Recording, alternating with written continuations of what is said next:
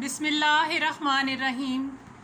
Dear students, السلام علیکم۔ آج ہم نیشنل بک فاؤنڈیشن فیڈرل بورڈ جماعت دہم کی اردو کی کتاب کی نظم نمبر 4 کربلا میں گرمی کی شدت کی تشریح کریں گے۔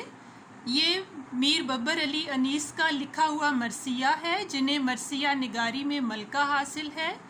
ان کے اس مرثیہ سے کچھ بند انتخاب کیے گئے ہیں۔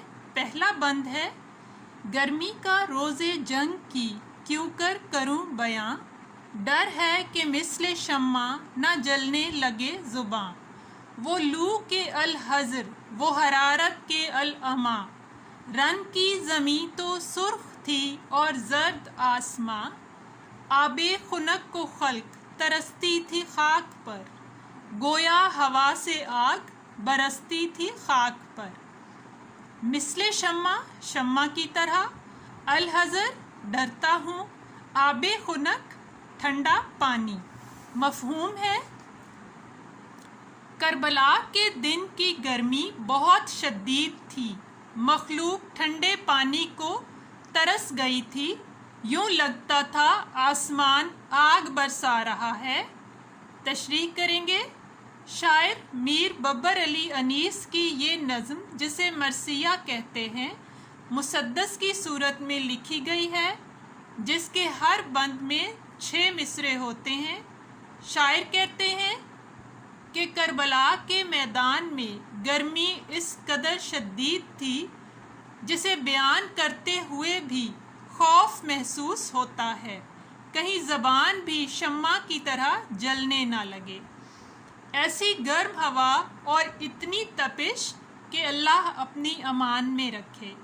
میدان جنگ کی زمین سرخ تھی اور آسمان کا رنگ پیلا پڑ چکا تھا۔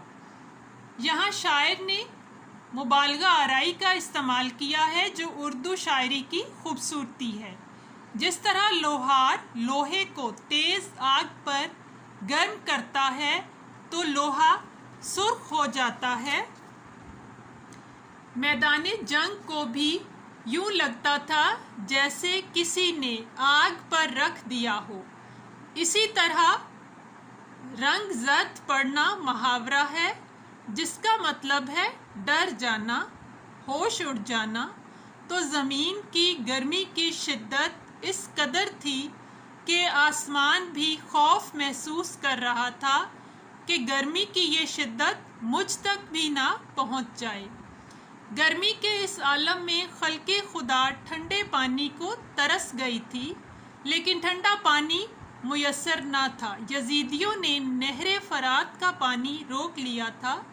اگر تھوڑا بہت پانی تھا بھی تو اتنا گرم کہ حلق سے اتارنا ہی ممکن نہ تھا۔ ایسا محسوس ہوتا تھا کہ زمین پر ہوا سے آگ برس رہی ہو۔ لیکن اس قدر گرمی اور تکلیف دہ صورتحال میں بھی حضرت امام حسین اور ان کے ساتھیوں کے حوصلے بلند تھے۔ اسی لیے شاعر کہتا ہے: قتل حسین اصل میں مرگ یزید ہے، اسلام زندہ ہوتا ہے ہر کربلا کے بعد۔ بند نمبر 2: وہ لو وہ آفتاب کی حدت، وہ تاب و تب، کالا تھا رنگ دھوپ سے دن کا مثال شب، خود نہر الکما کے بھی سوکھے ہوئے تھے لب، خیمے تھے جو حبابوں کے تپتے تھے سب کے سب، اڑتی تھی خاک خشک تھا چشمہ حیات کا، کھولا ہوا تھا دھوپ سے پانی فرات کا۔ الفاظ معنی: حدت تپش، نہر الکما نہر فرات، چشمہ حیات زندگی کا چشمہ۔ مفہوم ہے: سورج کی تپش سے دن بھی رات کی طرح سیاہ لگ رہا تھا، نہر فرات سوکھ چکی تھی، زندگی کے چشمے سے پانی سوکھ چکا تھا، جو باقی تھا ابل رہا تھا۔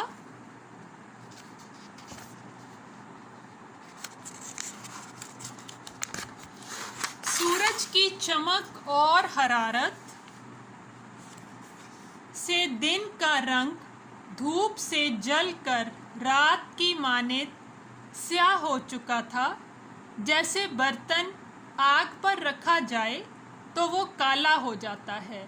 सूरज की तपिश से दिन भी ऐसे लगता था मुसलसल आग पर पड़ा रहने की वजह से स्याह हो गया है। नहरे अलकमा का पानी सूख चुका था। यूं लगता था खुद नहरे अलकमा के होंठ खुश्क हो चुके हैं और उसे भी प्यास महसूस हो रही है। वो दूसरों की प्यास क्या बुझाएगी। सहराओं में गर्मी की शिद्दत से बचने के लिए खैमे लगाए जाते हैं।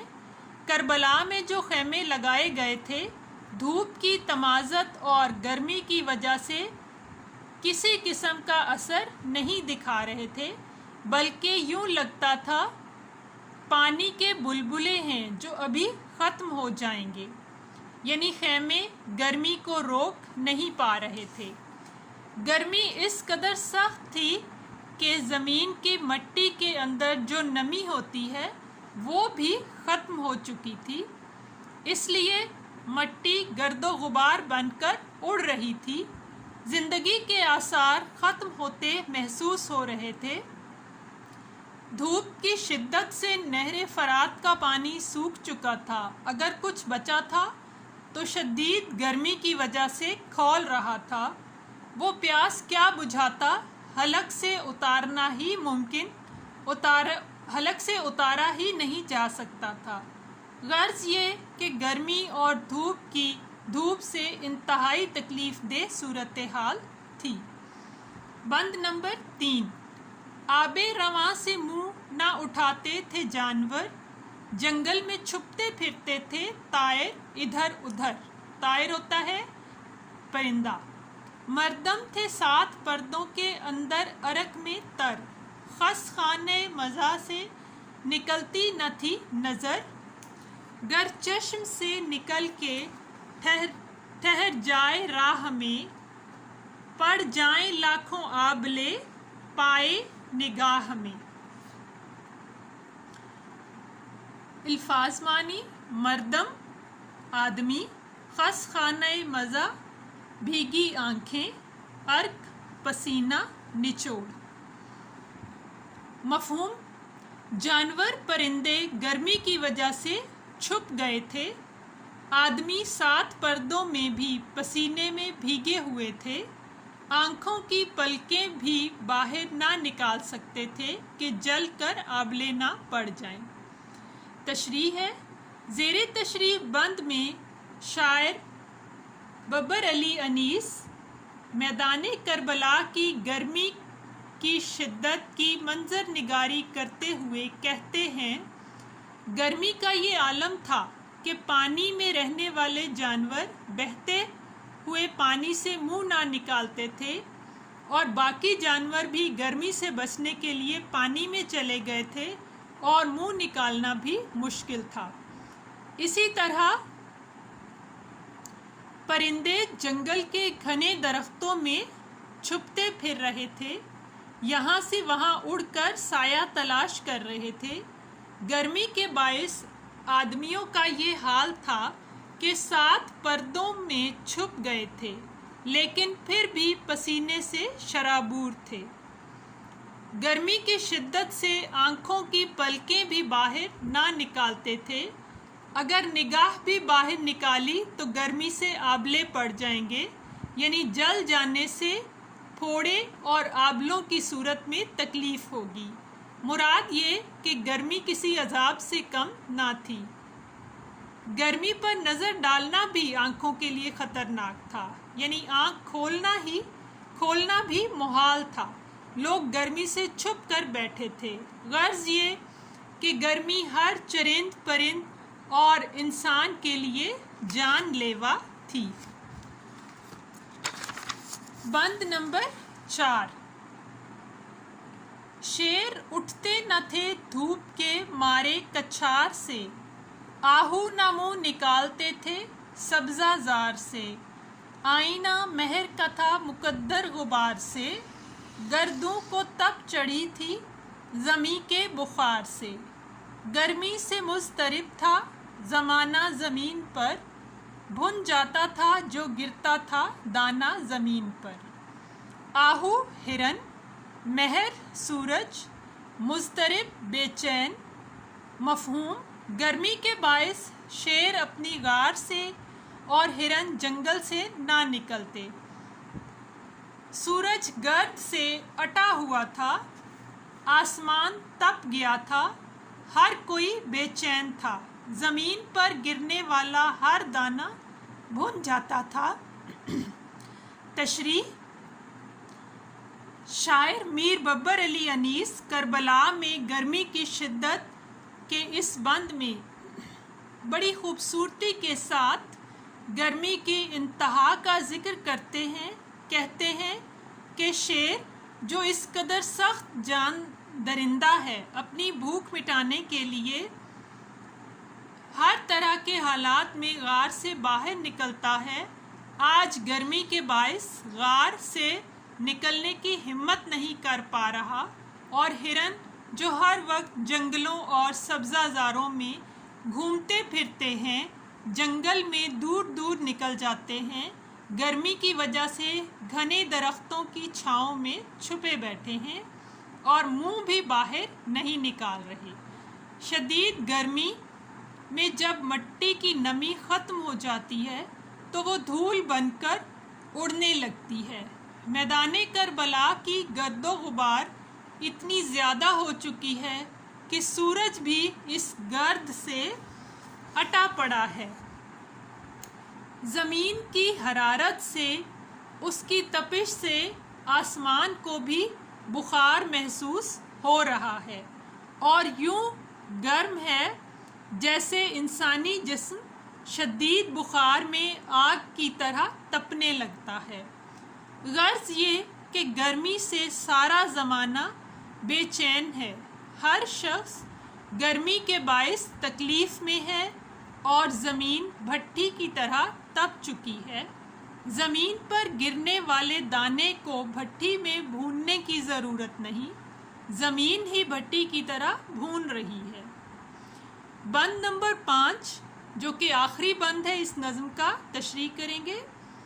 گرداب پر تھا شعلہ جوالا کا گماں، انگارے تھے حباب تو پانی شرر فشاں، منہ سے نکل پڑی تھی ہر ایک موج کی زباں، تہ پر تھے سب نہنگ مگر تھی لبوں پہ جاں، پانی تھا آگ گرمی روزے حساب تھی، ماہی جو سیخے موج تک آئی کباب تھی۔ گرداب بھنور، نہنگ مگرمچھ، حباب بلبلا۔ مفہوم: گرمی کی شدت کے باعث پانی میں پیدا ہونے والے بھنور آگ کا شعلہ محسوس ہو رہے تھے، ہر جاندار کی زبان منہ سے نکل آئی تھی، قیامت کی گرمی تھی، پانی میں مچھلی کباب بن چکی تھی۔ تشریح کریں گے۔ شاعر میر انیس اس بند میں گرمی کی شدت کو بیان کرتے ہوئے کہتے ہیں